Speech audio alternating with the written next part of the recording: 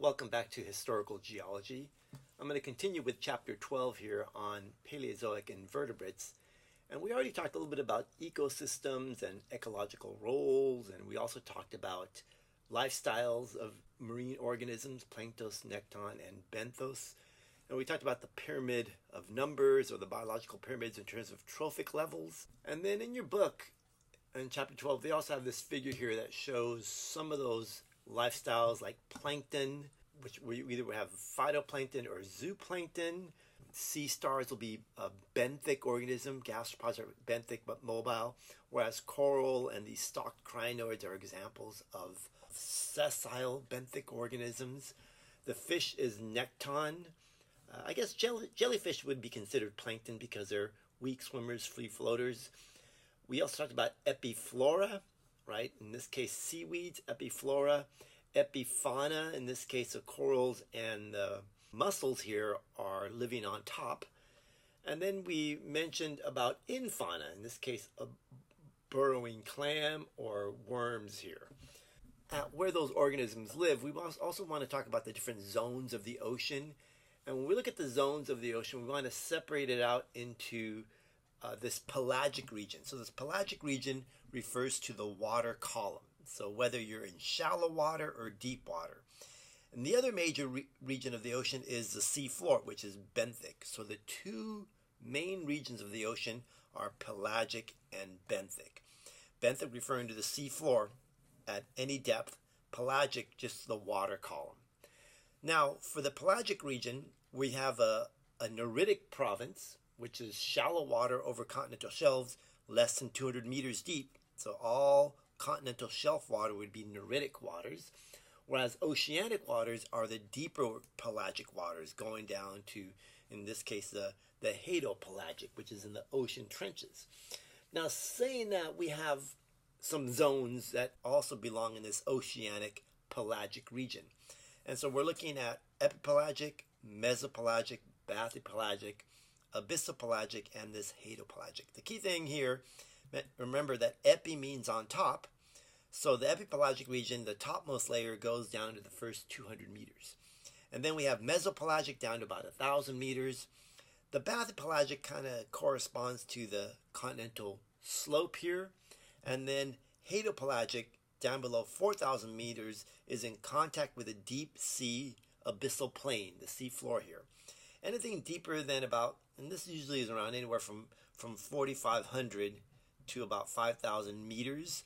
So anything deeper than about the abyssopelagic region would be the ocean trenches. And those can get to several thousand feet, 28,000, 30 feet deep in some of these deep ocean trenches. And that's called the hadopelagic. So those are the zones of the pelagic region in this oceanic province. Now for the benthic region, the sea floor, you'll see that there's all depths. And we'll really start up here with this intertidal zone. So the intertidal zone is a region between low tide and high tide. Note that it's called the littoral zone. So that's a word oceanographers use for this intertidal zone, littoral zone. Now, anything above that, you'll get sea spray or wash up there. We call that the splash zone, but it's also called the supralittoral. So above the littoral zone would be the splash zone up here. And then anything on the continental shelf below the low tide is called the sublittoral. So we have superlittoral, littoral, and sublittoral.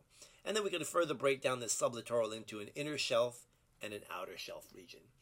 Then when we get to the continental slope, where it gets steeper going toward the deeper ocean here, we'll see that we have a bathal zone. So the bathal zone is the name we use for the benthic region that corresponds to the continental slope. Note the shelf break is a transition from shelf to slope, and that's usually around 200 meters. Then once we get to the abyssal plains, this flat regions of the ocean here, that's the abyssal zone. And then the other term we use is a hadal. So the hadal describes the sea floor in the deep ocean trenches. A couple other terms we use the term euphotic, dysphotic, and aphotic. Your book may use the term photic, which refers to light. So the photic zone is a light penetrating zone in the ocean. But this photic zone is divided into euphotic, which means a true light penetrating zone, and dysphotic, kind of like dysfunctional. We get some light, but not enough light for photosynthesis. So when we're thinking about the dysphotic zone, only blue light reaches these depths and not enough light for photosynthetic plankton. But the euphotic zone, that's where the plankton's going to be, up in this upper region. And this, depending on the clarity of the water, can be 60 meters to about 120 meters. Then anything below the dysphotic zone, in this case I have 600 meters to 1,000 meters, that's going to be our aphotic zone. So that'd be the dark zone. So think of A without photons, without light. Your book also talks about plankton. And so I mentioned that there's phytoplankton, which are the producers, the autotrophs, and zooplankton, which are consumers, heterotrophs. And examples of phytoplankton include diatoms and coccolithophores, so they're doing photosynthesis and producing organic molecules, basically the food chain. We also, in the Neoproterozoic and the Paleozoic, we have acritarchs, right? So those are photosynthetic plankton, or at least the cysts or shells of those plankton. Then for the zooplankton, these are the mixed eaters. So we have a phylum here called Sarcodinia, or Sarcodinians. These include amoeba-like organisms, but they have a shell. And the two that we talk about quite a bit in this class are the foraminifera, which are the calcium carbonate secreting phytoplankton, and the radiolarian, which is a silica or an opaline quartz secreting organism. Mostly radiolarians are going to be in equatorial water, especially the Pacific, where we see most of these forming. And foraminifera can be in pretty much all waters. Now, when we're looking at strategies for feeding, both for swimmers, nekton, and benthic animals, suspension feeders, those are mainly filter feeders, so they're going to filter plankton through their gills and pass it through their gut, and they'll be feeding on phytoplankton or zooplankton, especially like the larval stages of some organisms. Herbivores, well, so they're eating seaweeds and maybe cyanobacteria. Carnivores and scavengers, well, they're eating other organisms. And then we also have like worms and detritivores, which are eating or getting nutrients from passing sediment through their gut. So those are different feeding styles in the marine environment. Looking at this table 12.1, which describes some of the major invertebrate groups. So looking at table 12.1, the major invertebrate groups, some of the important ones, at least in terms of the Paleozoic, include these protozoans. So remember, protozoans, the class Sarcodinia, include the foraminifera and the radiolarians.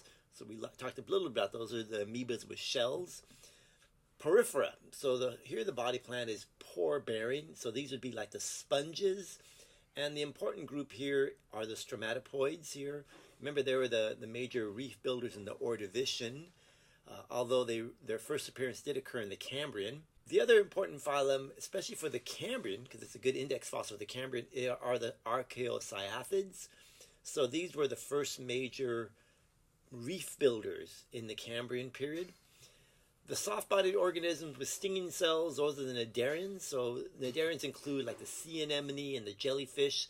This class Anthozoa are the corals. The corals or the sea anemones, but back in the Cambrian Ordovician, we're looking at different types of corals. So the corals we have today are called the scleractinians, but important corals are in the Paleozoic are the tabulate and the rugose corals.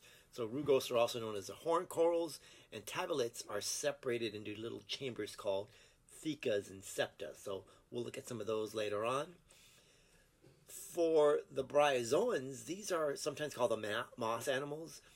We find that bryozoans were also important in the Paleozoic, and they really started taking off here in the Ordovician. And again, they're filter feeder or suspension feeders, and usually colonial. They're sometimes confused with corals, but they don't have the stinging cells. For brachiopods are similar to bryozoans in that they have a feeding style where they have a little appendage called a lophophore that will capture plankton and bring it into its shell, and they'll feed using this lophophore. And you'll see that there's two types. There's inarticulated brachiopods and the articulated brachiopods. The brachiopods are Cambrian-Neuricid. Articulated brachiopods have a hinge or a beak, and they differ from these inarticulate brachiopods. One thing about the articulated ones, they're really characteristic and very important for the Paleozoic era. Now, looking back at the mollusks up here, you'll see that there are several classes of mollusks. There's monoplacophora, that means one shell in its back. Class Gastropoda, those are the stomach walkers. One thing about phylum Mollusca, the body plan they share is this head-foot body plan. So gastropods are a perfect example. So stomach walkers. Bivalvia are the clams. And then cephalopods are the squids or nautiloids or ammonoids. Phylum Annelida, those are worms. Arthropods, the phylum body plan here is the exoskeleton. The important group trilobites, Cambrian to Permian. We have the crustaceans, insects, and also the arachnids, which also occurred in the Paleozoic era as well. Phylum Echinoderms, these are the spiny skin. So they include sea stars, sea urchins, sand dollars. And important classes in the Paleozoic are the blastoids, which are very similar to the crinoids, the sea lilies. Crinoids, we talked a little bit about these crinoids, especially important for the Mississippian, the stock crinoids. Echinoids, these are the sand dollars and the sea urchins. And asteroids, those are the sea stars. And then finally, this last phylum are the hemichordates, which are really the phylum Chordata. But instead of having a backbone, these organisms have a dorsal stiffening or maybe even a nerve stiffening on their back. Sometimes it's called a notochord. And they'll have that notochord or dorsal stiffening at some stage in their development, usually in their larval stages, and they may be, as adults, they may be colonial or have a very different body plan. But at some point in their life history, they do have some dorsal stiffening or notochord.